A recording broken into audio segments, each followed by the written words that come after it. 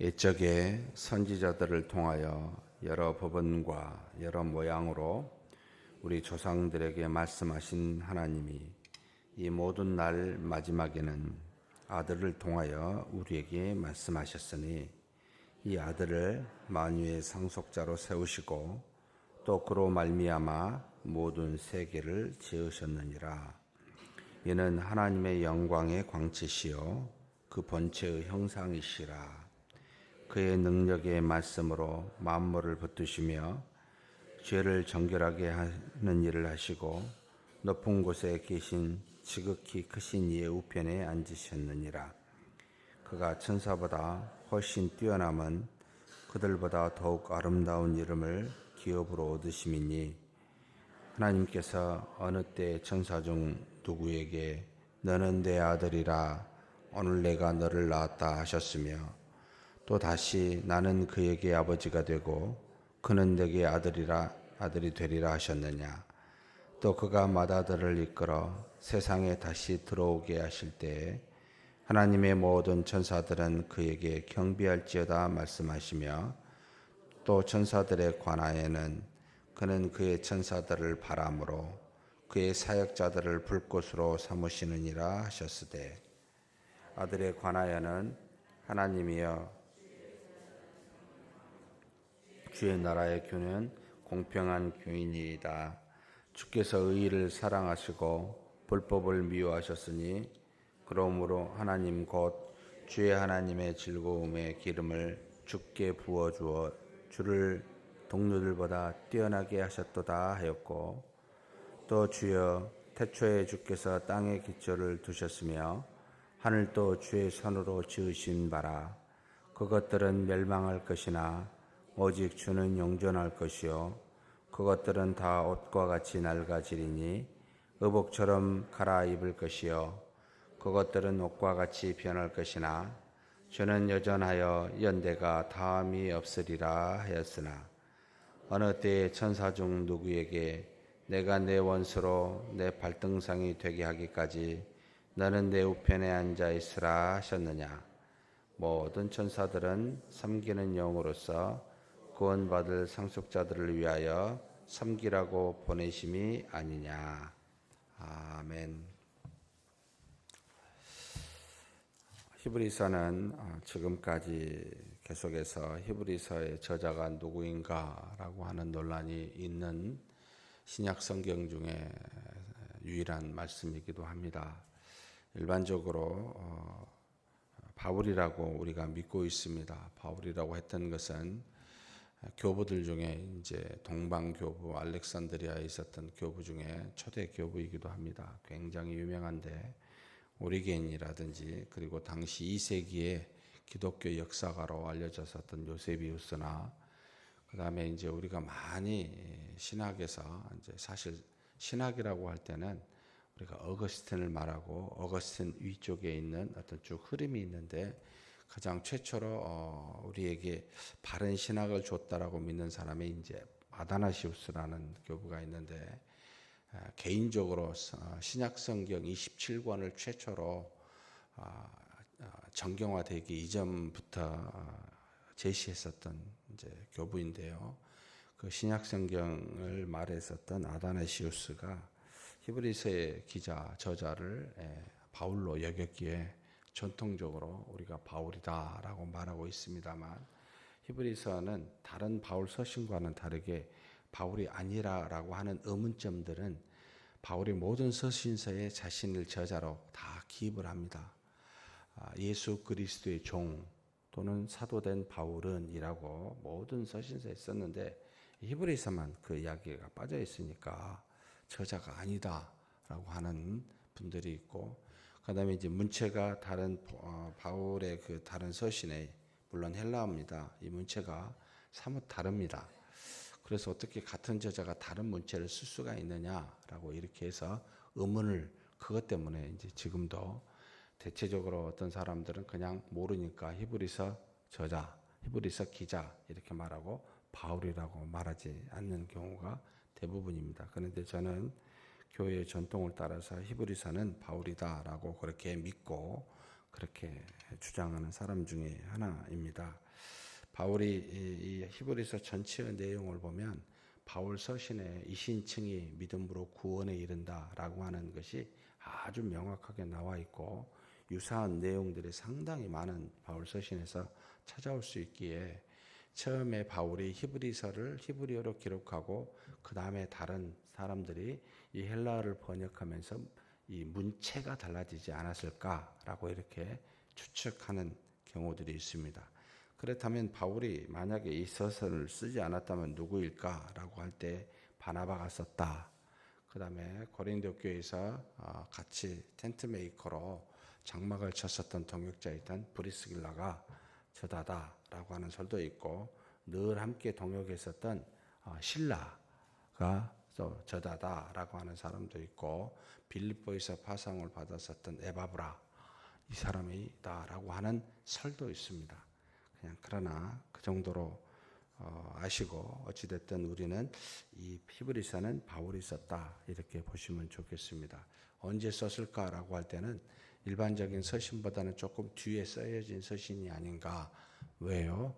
히브리서의 전체 대상은 유대인들, 그러니까 히브리인들을 대상으로 히브리인 기독교인들 중에 당시에 핍박을 못 이겨서 다시 유대교로 돌아가는 것을 이 사람들에 대한 잘못이 무엇인지를 말해주고 그래서 그들을 바르게 인도하기 위한 목적으로 썼기 때문에 상당히 초반보다는 뒤에 핍박을 받았던 시대에 쓰여진 것이기에 아마 70년경 아니 그 이전 60에서 70년경 사이에 쓰여지지 않았을까 이렇게 추측하고 있을 뿐입니다.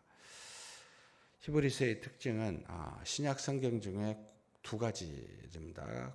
구약의 말씀을 가장 많이 인용하기도 하고 가장 정확하게 풀어서 인용하고 있는 말씀이다. 그래서 신약 성경 중에 구약을 가장 잘 드러내고 있고 신약 성경 중에 구약과 가장 유사하다라고 하는 말씀의 첫 번째 특징이요.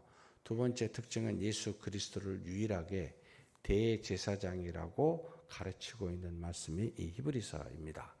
그래서 대제사장의 반차를 쫓는 그러나 아론의 반차가 아니라 멜기세덱의 반차를 쫓고 있는 바로 주님이시다라고 하는 게 히브리서에 나와 있는 특징입니다. 이 정도로만 기억해도 히브리서를 보는데 유익이 될 거라고 생각이 됩니다. 자, 그렇다면 이 히브리서 1장에 있는 내용이 무엇입니까? 라고 할 때는 참 은혜로운 말씀이 굉장히 많습니다만 일단 처음에 보면은 이 히브리서 기자인 바울이 이런 표현을 씁니다. 1절, 2절에 보면 옛적에 선지자들을 통하여 여러 부분과 여러 모양으로 우리 조상들에게 말씀하신 하나님. 자, 구약에는 예수님이 오시기 전에는 하나님이 무엇을 통해서 우리에게 하나님의 뜻인 말씀을 가르쳐 주었습니까? 라고 할 때 선지자들을 통하여 하나님의 뜻을 가르쳐 주었습니다. 어떻게요? 여러 부분, 하나님의 뜻을 여러 부분으로, 여러 모양, 하나님이 다스리시는 수많은 이스라엘 백성의 그 나라를 통해서 수많은 모양으로, 수많은 부분으로 선지자들을 통하여 하나님의 뜻을 말씀해 주셨습니다. 애적에라는 표현으로. 그런데 이제는 2절에 이 모든 마지막 날에 그리스도께서 이 땅에 오시사 구약을 성취하셨기에 당시에 있었던 이 신약을 쓰여졌었던 예수 그리스도가 오시고 난 이후에 승천하시고 이제는 남아있는 제자들이 썼을 당시는 마지막 때였습니다. 왜요? 말씀이 성취가 됐으니까. 이제 세상은 끝난 세상으로 간다라고 해서 마지막 날을 종말이라는 말을 굉장히 많이 씁니다. 이 마지막 날에는 누구를 통하여 하나님이 말씀하셨다고요? 아들을 통하여 우리에게 말씀하셨다라고 가르칩니다. 하나님은 옛날이나 지금이나 동일하게 하나님의 뜻이 무엇인지를 가르쳐 주었는데 결국 옛날에는 선지자를 통하여 그리고 그리스도가 오신 뒤로는 그분을 통하여 하나님의 뜻을 가르쳐 주었습니다. 그래서 우리는 하나님의 뜻이 무엇인지를 다 알 수 있도록 하나님이 우리에게 주셨습니다. 그래서 선지자들이 쓴 것과 예수 그리스도께서 말씀하신 것은 뭐하는 것이 뭐죠? 바로 이 하나님의 말씀 성경입니다. 굉장히 중요합니다. 여기에가 하나님의 모든 뜻이 다 담겨져 있고 우리에게 하시고자 하는 모든 말씀이 다 여기에 있습니다 라고 하는 거죠. 물론 히브리서를 쓸 때는 신약 성경이 모아졌을 때는 아니었습니다. 이뿐만 아닙니다. 이 아들을 어떤 분으로 삼으셨습니까? 바로 아들에 대해서 2절에 쓰는데 만유의 상속자, 모든 지으신 것의 상속자라는 겁니다. 모든 만물이 그로 말미암아 지어졌을 뿐만 아니라 모든 이후에 그 발 아래 복종하여 모든 만물을 그리스도의 상속자로, 그러니까 그리스도가 이 모든 것을 통치하는 자로 삼으신 분이십니다 라는 것을 삼으셨습니다 라고 가르치고 있습니다. 그리고 난 다음에 한 가지 더 표현하고 있죠. 또 그로 말미암아 모든 세계를 지으셨느니라. 여기 만유 세계 나오는데 만유는 모든 지어진 피조물이라는 말로 원어로 되어 있습니다. 그리고 여기 모든 세계라고 되어 있습니다만 아이오노스, 그러니까 이것은 지금 여기 세계라고 표현을 번역을 했는데 아이오논이라고 표현한 것은 영원한 시간적 개념을 말합니다. 하나님이 모든 시간, 모든 세대들을 만드셨습니다. 이 땅에 저와 여러분의 시간 속에 수많은 것들이 일어나는데 이것도 전부 다 하나님이 만드셨습니다. 아니, 하나님의 아들 예수 그리스도께서 이것을 지으셨습니다 라고 가르치고 있습니다. 결국 바울은 지금 현재 당시에 이미 모든 주어져 있는 세상에 있는 것들을 다 그분의 예수님이 이것의 상속자로 지으시기도 했고 상속자이시기도 하고 시간을 넘어서 일어나는 모든 세대들도 예수님이 지으신 분이십니다 라고 해서 예수님이 창조주요 그리고 모든 만물의 상속자로서 그 모든 것을 통치하실 분으로 여기서 증거하고 있습니다. 그러면서 계속해서 예수님에 대해서 지금 증거합니다. 자, 3절 같이 한번 읽겠습니다. 이는 하나님의 영광의 광채시요 그 본체의 형상이시라. 이 두 가지만 먼저 보죠. 하나님의 영광의 광채시라. 예수님은 아버지 하나님의 영광의 광채, 무슨 뜻일까요? 아버지 하나님은 우리가 볼 수가 없죠. 영이시기에 신에 대해서. 그런데 눈에 보일 수 있도록 영광의 광채로 그분의 어떤 빛으로 이 땅에 오셨습니다. 그래서 눈에 보여지는 하나님의 영광이십니다. 그 빛나는 광채이십니다 라는 것을 우리에게 보여주고 있고 그 다음 말씀이 또 그 본체의 형상이라. 하나님의 본질, 신적 본체가 갖고 있는데 우리의 손에 만져질 수 있도록 어떻게 해요? 형상으로, 눈에 보일 수 있도록 형상으로 오셨습니다. 그래서 예수 그리스도를 보면 누구를 본 거죠? 하나님 아버지를 보는 겁니다. 그분의 영광의 광채이십니다. 그분의 본체의 형상이십니다. 그래서 나를 보거든 어찌하여 하나님을 보게 해달라고 말하느냐. 내가 곧 하나님이다 라는 말씀이 가능하죠. 신의 이 땅에 눈에 보이게 나타나신 분 바로 예수님입니다. 그분을 하나님의 아들 독생자로 부르고 있습니다. 그러면서 그의 능력의 말씀으로 만물을 붙드시며 섭리하고 계시다는 겁니다. 죄를 정결하게 하는 일을 하시고 구원하시는 일을 하십니다. 그 다음에 높은 곳에 계신 지극히 크신 이의 우편에 앉으시니라 심판과 통치의 자리에 앉아 계십니다. 세 가지를 말씀하신 겁니다. 섭리하시는 예수님이십니다. 죄를 사하여 구원해 주시는 일을 하고 계시는 분이십니다. 그리고 하나님과 동등한 자리에 앉아서 만물을 통치하고 심판하십니다. 라고 해서 예수님은 비록 인간의 눈에 보이는 우리와 같은 모양으로 오셨지만 하나님이십니다. 그분은 심판과 통치와 구원과 섭리를 다 하고 계신 분이십니다. 라는 걸 짤막하게 그냥 증거하고 아주 중요하게 증거하고 있습니다. 믿으십니까? 그런데 많은 히브리인 중에 인간보다 뛰어난 존재가 있다고 생각하는 종류의 사람들이 있습니다. 어떤 파일까요? 바리새인파일까요? 사두개파일까요? 자꾸 이 사두개파에서 신비한 내용에 대한 것들을 믿고 있는 상당한 유대인들이 있었습니다. 그래서 천사를 굉장히 중시 여기고 있었습니다. 그래서 바울이 천사와 비교합니다. 다시 이 예수님은. 그러면 천사와 여기 지금 4절에 그는 예수님은 천사보다 훨씬 뛰어나다라고 그렇게 말합니다. 그들보다 더욱 아름다운 이름을 기업으로 얻었다라고 말씀하고 있습니다. 자, 천사보다 훨씬 뛰어난데 그 뛰어난 것은 하나님으로부터 아름다운 이름을 기업으로 얻었는데 아름다운 이름이 뭐죠? 무엇으로 받아서 이 이야기를 표현하고 있는 겁니까? 바로 시편을 통해서 하나님께서 어느 때 천사 중 누구에게 이렇게 말했느냐? 이런 이름을 예수님께 줬다라고 하고 있는 지금 시편 2편 7절을 인용하고 있습니다. 같이 한번 5절 읽겠습니다. 하나님께서 어느 때 천사 중 누구에게 너는 내 아들이라 오늘 내가 너를 낳았다 하셨으며 또다시 나는 그에게 아버지가 되고 그는 내게 아들이 되리라. 자, 예수님을 뭐라고 불렀다고요? 아들이라고요. 그리고 하나님은 그 아들의 뭐가 되었다고요?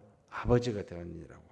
지금 나는 그에게 아버지가 되고 그는 내게 아들이 되리라라고 하는 이 사무엘하 7장 14절의 말씀은 여러분 이것과 대비가 됩니다. 구약에 하나님께서 이스라엘 백성에게 뭐라고 부르죠? 너희들은 나의 백성이 되고 나는 너희들의 하나님이 되리라 라고 하는 것과 비교가 됩니다.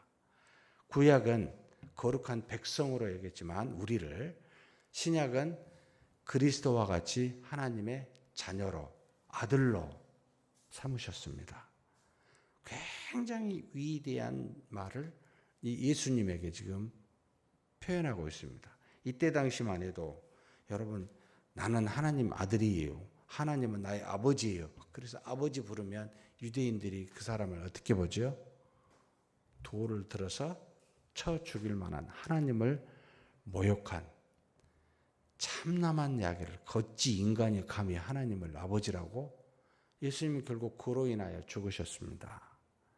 그런데 하나님께서는 실로 예수님을 아들로 삼고 그 그리스도를 믿는 모든 사람을 뭘로 여기시게 됩니까? 아들로 여기시게 됩니다. 그래서 하나님이 이 땅에 보내신 예수님은 그 아름다운 이름을 기업으로 주셨는데 아들이라 너는 내 아들이라 이걸 주셨다는 겁니다. 왜 그렇게 주셨겠습니까? 우리 때문에요. 그리스도를 믿는 우리를 아들이라 양자 삼기 위해서요. 그러면서 예수님이 이 땅에 다시 오실 때 6절입니다. 그가 맏아들을 이끌어 세상에 다시 들어오게 하실 때 천사들은 어떻게 합니까? 자, 6절 한번 읽겠습니다. 또 그 맏아들을 이끌어 세상에 다시 들어오게 하실 때 하나님의 모든 천사들은 그에게 경배할지어다. 하나님인 아들 예수님이 이 땅에 오시면 여러분 뛰어나신 천사보다 뛰어난 예수님이 오실 때는 천사들이 그를 경배할 거다. 비교할 대상이 아니다. 가르치고 있습니다. 그러면서 한 가지 덧붙입니다. 7절입니다. 같이 한번 읽겠습니다. 또 천사들에 관하여는 그는 그의 천사들을 무엇으로 삼아요? 바람으로. 또 그의 사역자, 여기도 천사들입니다. 무엇으로 삼아요? 불꽃으로. 결국 예수님의 바람과 불꽃이 뭐라고요? 천사들이다. 부리는 것이다. 그래서 마지막 14절에 같이 한번 읽겠습니다. 모든 천사들은 결론적으로 섬기는 영으로서 구원받을 상속자들을 위하여 섬기라고 보내심이 아니냐. 결국 하나님의 아들 예수 그리스도를 하나님의 아들들인 우리들을 섬기라고 보내심을 받은 종들이 누구라고요? 천사들이다. 그래서 예수님은 너희들은 천사보다 나은 존재들이다 라고 가르치고 있습니다. 사랑하는 성도 여러분, 이분이 바로 우리가 믿고 있는 예수님이십니다. 하나님의 아들이십니다. 영광의 광채이십니다. 본체의 형상이십니다. 이분을 믿는다는 건 정말 상상할 수가 없는, 인간으로서는, 피조물인 우리로서는 도저히 상상할 수가 없는 일입니다. 그런데 그분이 이 땅에 오셨고 우리를 죄에서 구원하셨습니다. 지금은 하나님 보좌 우편에 계십니다. 우리의 믿음을 통하여 우리는 그분을 바라보고 있습니다. 오늘도 오직 그분만 믿고 그분만 높이는 저와 여러분이 되시길 주의 이름으로 축복합니다. 하나님 아버지 감사합니다. 하나님께서 이 땅에 우리 주 예수 그리스도를 보내사 영광의 광채로 하나님의 본체의 형상으로 삼으사 그로 하여금 하나님의 아들이라 내가 오늘 너를 낳았다 라고 하는 아름다운 이름을 기업으로 주셨고, 또 모든 천사들은 그를 경배하며 바람과 불꽃으로 삼으사 그래서 주의 보좌는 영영하며 주의 나라의 규는 공평한 규로 하나님의 나라 곧 우리를 통치케 하여 주시니 감사합니다. 우리 주 예수 그리스도는 참으로 불의를 미워하시고 정의를 사랑하사 모든 만물을 그래서 그 발 아래 엎드리게 하셨사오니 우리 주 예수 그리스도를 믿는 우리는 하나님 그와 같은 주님을 우리의 하나님으로 삼고 이 땅에서 주님과 같이 정의를 사랑하고 불의를 미워하는, 그래서 믿음으로 사는 우리 모두가 되게 하여 주시옵소서. 이제는 다시 주님이 오실 날 모든 천사들이 우리 주 예수 그리스도와 우리에게 참으로 찬양과 경배를 올려 드릴 때 그 모든 사실을 확인하게 되겠지만, 그러나 지금부터 오직 주 예수님만 믿고 사는 우리 모두가 되게 하여 주옵소서. 우리 주님 예수님의 이름으로 기도하옵나이다. 아멘.